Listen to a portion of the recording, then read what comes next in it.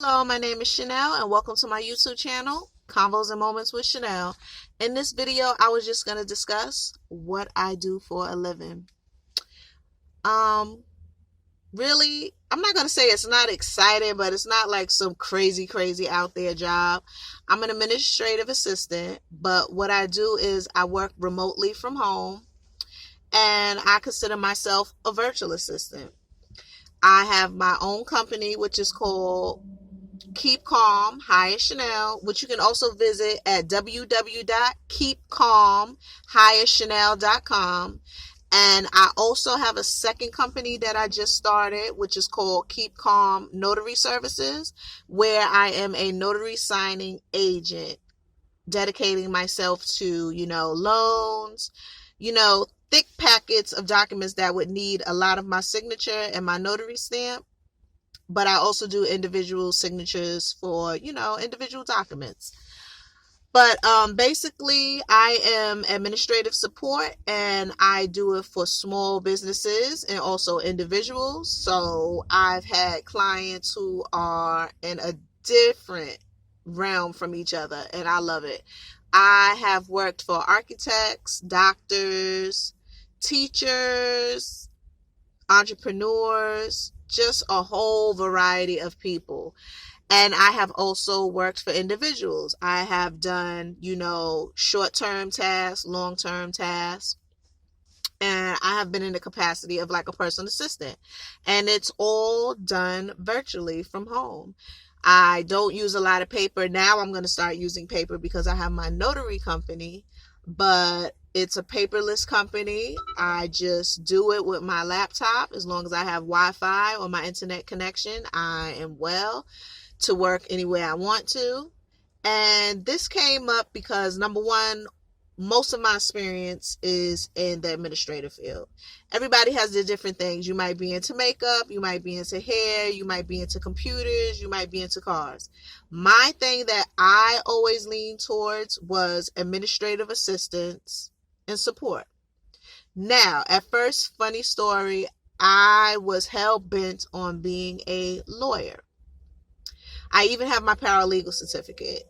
And even though I don't use it, the classes and just really diving into the paralegal course, it really helped me with like research skills and also my argument skills. So even though I didn't pursue being a lawyer, like the education and the background that I did behind it still helps me to this day. But anyway, I was hell-bent on being a lawyer. But that's like one thing they say in life. Sometimes when you get a little bit of experience or you get exposed to certain things, you find out it's not necessarily for you.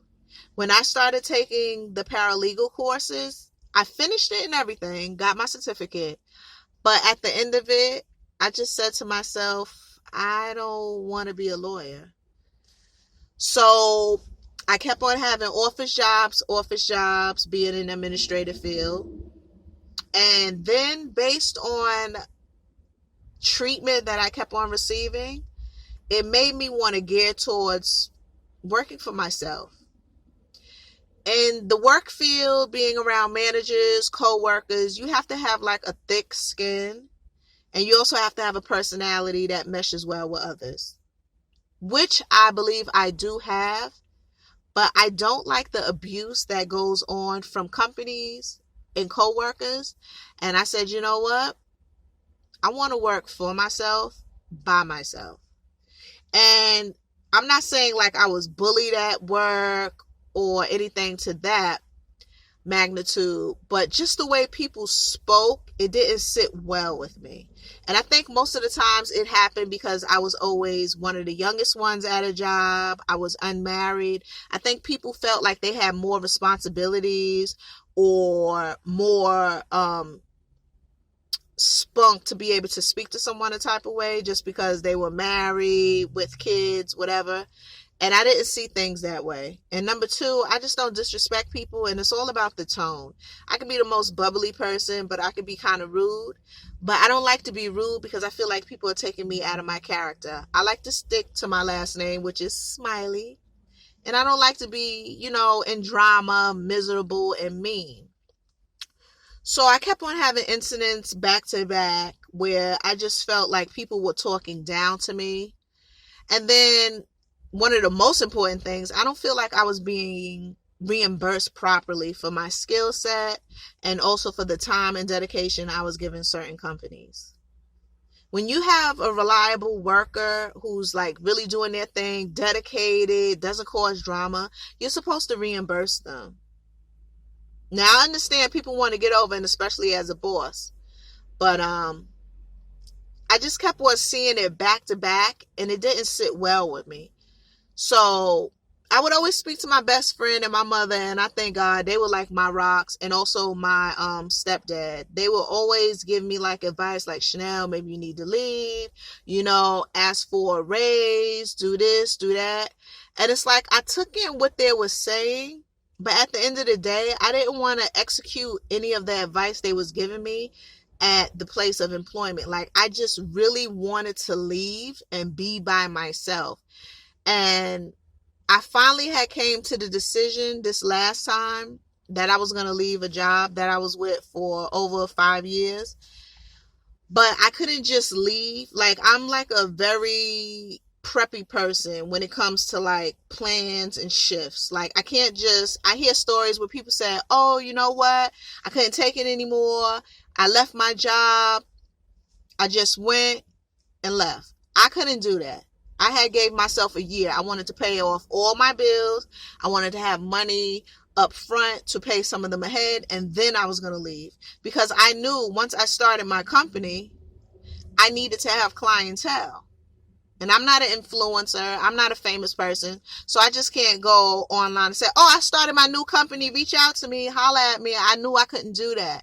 I knew that I would have to build my clientele. So I finally got the strength. I felt good financially. And I said, I'm out of here. I gave my notice. I even trained another person before I left the job.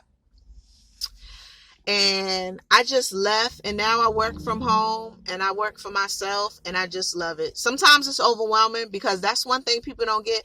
Oh, you work for yourself, you make your own schedule, everything is just all fun and well, you have no stresses.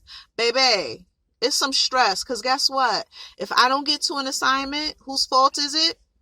Chanel's. If I don't finish an assignment on time and I have another client piling on something, guess who the stress goes on? Chanel. I remember when I was first tackling when I was going to leave and start my job full time, I was going to my full-time job 9 to 5, driving like an hour to get home. Then I would hop on the computer again while I was like eating dinner and stuff. And it's like I would finish like 10, 11 o'clock at night after just looking at a computer for 7, 8 hours. I would drive, use my eyes for that, and then I would hop on my laptop to try to complete my assignments that I had to do in the evening. Because when else can you fit into work when you have a 9 to 5? But you know what? God is good. I went through all that stress. Now my life is just completely changed. I could take my mother to doctor appointments. I could wake up a little later if I want to. I can go to places in the middle of the day.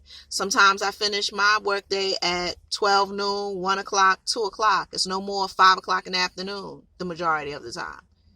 Sometimes I do have to, spill over until after 5 o'clock because I spent time going out for breakfast or running errands.